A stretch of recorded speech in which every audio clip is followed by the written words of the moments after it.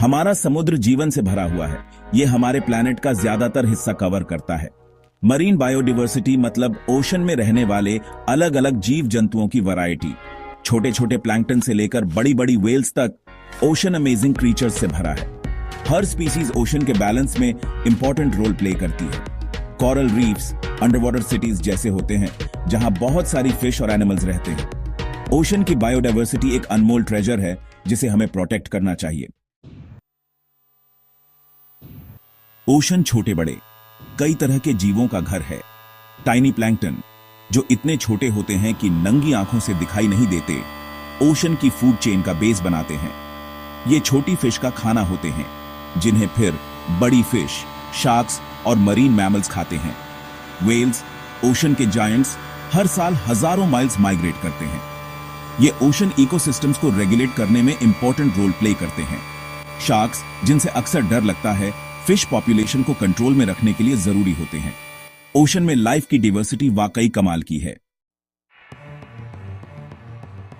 Ocean सिर्फ marine life का घर नहीं है, ये जमीन पर लाइफ के लिए भी जरूरी है। ओशन हमारे सांस लेने वाले ऑक्सीजन का आधे से ज्यादा प्रोड्यूस करता है। फाइटोप्लैंक्टन ओशन में पाए जाने वाले टाइनी प्लांट्स एटमॉस्फेयर से कार्बन डाइऑक्साइड अब्सॉर्ब करते हैं और फोटोसिंथेसिस के थ्रू ऑक्सीजन रिलीज करते हैं। ये छोटे छोटे प्लांट्स हमारे प्लैनेट के लिए बहुत महत्वपूर्ण हैं। ओशन हमारे क्लाइमेट को भी रेगुलेट करता है। ये सन की हीट को अब्सॉर्ब करता है जिससे जमीन पर टेम्परेचर में ज्यादा चेंजेस नहीं होते। ओशन करंट्स इस हीट को पूरी दुनिया में डिस्ट्रीब्यूट करते हैं जिससे वेदर पैटर्न्स प्रभावित होते हैं। ओशन करंट्स की वजह से ही हमें अलग अलग मौसम देखने को मिलते हैं। ओशन का इकोसिस्टम बहुत कॉम्प्लेक्स है। इसमें कोरल रीफ्स, मैनग्रोव्स और सी ग्रास बेड्स जैसे हैबिटेट शामिल हैं जो मरीन लाइफ को शेल्टर और फूड प्रोवाइड करते हैं। ये हैबिटेट्स भी क्लाइमेट चेंज से प्रभावित हो रहे हैं जिससे मरीन लाइफ को खतरा है। ओशन का हेल्थ हमारे लिए बहुत जरूरी है। पोल्यूशन, ओवरफिशिंग और क्लाइमेट चेंज ओशन के हेल्थ को नुकसान पहुंचा रहे हैं। हमें सस्टेनेबल प्रैक्टिसेस अपनानी होंगी ताकि हम अपने ओशन को बचा सकें। ओशन हमारे प्लैनेट का लाइफ सपोर्ट सिस्टम है। ये हमें फूड, ऑक्सीजन और क्लाइमेट रेगुलेशन प्रोवाइड करता है। हमें इसे प्रोटेक्ट करने के लिए स्टेप्स लेने होंगे। ओशन की इंपॉर्टेंस को समझना और इसे प्रिजर्व करना हमारी जिम्मेदारी है। अगर हम अपने ओशन को बचा पाए तो हम अपने फ्यूचर जनरेशंस के लिए एक बेहतर प्लैनेट छोड़ पाएंगे। ओशन करंट्स इस हीट को पूरी दुनिया में डिस्ट्रीब्यूट करते हैं जिससे वेदर पैटर्न्स प्रभावित होते हैं। ओशन करंट्स की वजह से ही हमें अलग अलग मौसम देखने को मिलते हैं। ओशन हमारे प्लैनेट का लाइफ सपोर्ट सिस्टम है। ये हमें फूड, ऑक्सीजन और क्लाइमेट रेगुलेशन प्रोवाइड करता है। हमें इसे प्रोटेक्ट करने के लिए स्टेप्स लेने होंगे। इंसानों की एक्टिविटीज हमारे ओशंस पर बहुत ज्यादा प्रेशर डाल रही हैं। कोस्टल डेवलपमेंट, इंडस्ट्रियल एक्टिविटीज और टूरिज्म के कारण ओशंस का नेचुरल बैलेंस बिगड़ रहा है। प्लास्टिक वेस्ट, केमिकल्स और ऑयल स्पिल्स से होने वाला पोल्यूशन मरीन लाइफ को जहर दे रहा है और उनके हैबिटेट्स डिस्ट्रॉय कर रहा है। हर साल लाखों टन प्लास्टिक वेस्ट ओशंस में फेंका जाता है जो मरीन एनिमल्स के लिए घातक साबित हो रहा है। प्लास्टिक बैग्स मरीन एनिमल्स के लिए जानलेवा हो सकते हैं क्योंकि वो इन्हें खाना समझकर निगल लेते हैं। इससे उनकी मौत हो सकती है या वो गंभीर रूप से घायल हो सकते हैं। और केमिकल्स उनके हार्मोन्स और रिप्रोडक्टिव सिस्टम्स को बिगाड़ सकते हैं। ये केमिकल्स फूड चेन में भी प्रवेश कर जाते हैं जिससे इंसानों पर भी बुरा असर पड़ी दिखता है। ओवरफिशिंग भी एक बड़ा खतरा है। हम फिश को ओशन से इतनी तेजी से निकाल रहे हैं कि वो रिप्रोड्यूस नहीं कर पा रही हैं। इससे फिश पॉपुलेशंस में भारी गिरावट आ रही है। हम फिश को ओशन से इतनी तेजी से निकाल रहे हैं कि वो रिप्रोड्यूस नहीं कर पा रही है। इससे मरीन इकोसिस्टम में इंबैलेंस पैदा हो रहा है। ये फूड चेन्स को बिगाड़ता है और फिश पॉपुलेशंस के खत्म होने का कारण बन सकता है।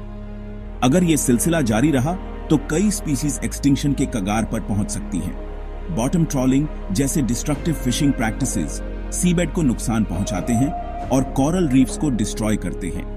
ये प्रैक्टिसेस मरीन हैबिटेट्स को स्थायी रूप से नुकसान पहुंचा सकते हैं और कोरल रीफ्स को डिस्ट्रॉय करते हैं।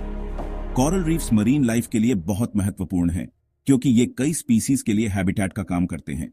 इनका नष्ट होना पूरे मरीन इकोसिस्टम के लिए खतरा है। सेक्शन 5 एक आह्वान हमारे समुद्री खजानों की रक्षा करना। ओशंस को प्रोटेक्ट करना सिर्फ गवर्नमेंट्स या कंजर्वेशन ऑर्गेनाइजेशंस की रिस्पॉन्सिबिलिटी नहीं है, इसमें हम सब कंट्रीब्यूट कर सकते हैं। अपनी डेली लाइफ में छोटे छोटे चेंजेस करके हम अपने ओशंस की हेल्थ के लिए बड़ा डिफरेंस ला सकते हैं। हम रीयूजेबल बैग्स और बॉटल्स कैरी करके सिंगल यूज प्लास्टिक्स का यूज कम कर सकते हैं। हम सस्टेनेबल सी फूड ऑप्शंस चुन सकते हैं और ज्यादा पकड़ी जाने वाली फिश स्पीसीज को खाने से बच सकते हैं। ओशंस को प्रोटेक्ट करने वाली ऑर्गेनाइजेशंस को सपोर्ट करके हम डिफरेंस लाने में हेल्प कर सकते हैं। सेक्शन 6, सस्टेनेबल फिशिंग आने वाले कल के लिए मछली सुनिश्चित करना। सस्टेनेबल फिशिंग का मतलब है फिश को ऐसे रेट पर पकड़ना जिससे उनकी पॉपुलेशन फिर से BRH सके। ये सी फूड की हमारी जरूरत और ओशन की उसे प्रोवाइड करने की क्षमता के बीच बैलेंस बनाने के बारे में है। हम मरीन स्टूवर्डशिप काउंसिल जैसी ऑर्गेनाइजेशंस द्वारा सर्टिफाइड सी फूड चुनकर सस्टेनेबल फिशिंग प्रैक्टिसेस को सपोर्ट कर सकते हैं। ये सर्टिफिकेशंस इंश्योर करते हैं कि फिश को एनवायरमेंटली रिस्पॉन्सिबल मेथड्स का यूज करके पकड़ा जाता है। सेक्शन 7, प्रदूषण कम करना। हमारे महासागरों को साफ रखना, जमीन से होने वाले पोल्यूशन को कम करना हमारे ओशंस को प्रोटेक्ट करने के लिए बहुत जरूरी है। हम सब वेस्ट को सही तरीके से डिस्पोज करके, केमिकल्स का यूज कम करके और क्लीन वाटर को प्रमोट करने वाली पॉलिसीज को सपोर्ट करके अपना योगदान दे सकते हैं।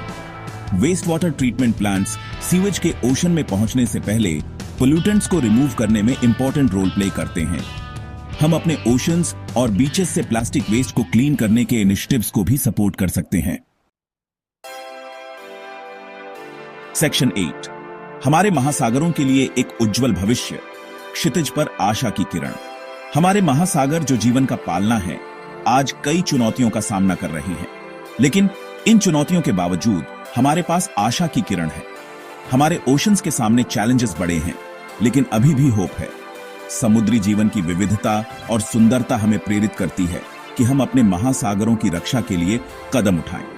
मिलकर काम करके हम फ्यूचर जेनरेशंस के लिए अपने मरीन ट्रेजर्स को प्रोटेक्ट कर सकते हैं। वैज्ञानिक, समुदाय और सरकारें मिलकर काम कर रही हैं ताकि हमारे महासागरों को बचाया जा सके। मरीन प्रोटेक्टेड एरियाज, जहां फिशिंग और दूसरी एक्टिविटीज रिस्ट्रिक्टेड होती हैं, मरीन लाइफ को कंजर्व करने में हेल्प कर रही हैं। ये क्षेत्र समुद्री जीवन को पुनर्जीवित करने और उनके आवास को सुरक्षित रखने में महत्वपूर्ण भूमिका निभाते हैं।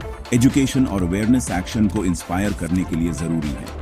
जब बच्चे और युवा महासागरों के महत्व को समझते हैं, तो वे कंजर्वेशन एफर्ट्स में सक्रिय रूप से भाग लेते हैं। ओशन और उसके सामने आने वाले थ्रेट्स के बारे में जानकर हम सब अपने ब्लू प्लैनेट के बेटर स्टूवर्ड्स बन सकते हैं। जब हम महासागरों के खतरों को समझते हैं, तो हम उन्हें बचाने के लिए बेहतर निर्णय ले सकते हैं।